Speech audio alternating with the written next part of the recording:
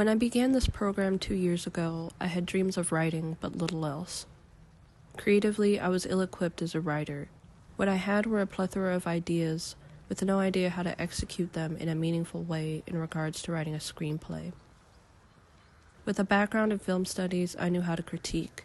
I knew what was visually appealing, how to identify a competent narrative, and what it meant to create a beautiful and salient film, but I did not understand how one wrote a film. I remember when I applied to this program and realized I was required to submit a script for consideration, I was terrified.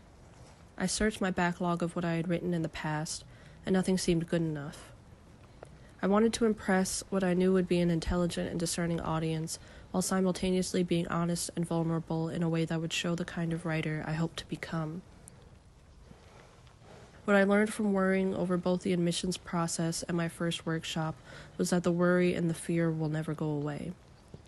If left to my own devices, someone like myself will always succumb to neuroses, wondering what more could have been done and whether what I have written is inadequate or unworthy of someone's time and consideration.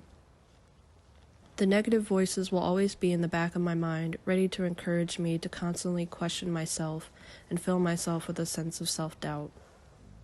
If I have learned one thing from this program, it is resilience. It is to not let those voices take over my perspective and cloud my judgment to the extent of wallowing in inaction and self-doubt.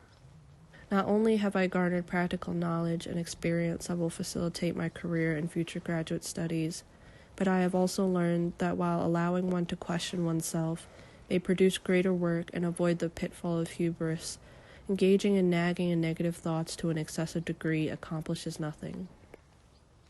Through this program, I have learned that my voice and my perspective is worth being heard and that I have something to say. That what I have to say may not please everyone, but pleasing everyone is not my goal in writing. If I desire to write and create truly transgressive and thought-provoking pieces, I have to be ready for those who are strong in their dislike of my work or may question decisions I have made, without fully considering the weight and thought I put behind making those decisions, or who are simply not receptive to my style of writing.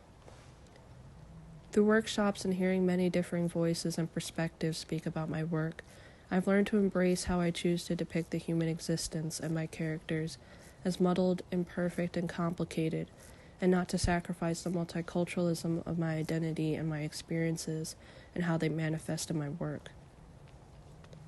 Just as I and my identity cannot neatly fit into one box, so is my creative work unable to fit into one categorization. I would like to take the time to profusely thank all of the mentors I have studied with during my time at this program. You have all given more to me than I could have ever imagined, and I cannot begin to thank you enough.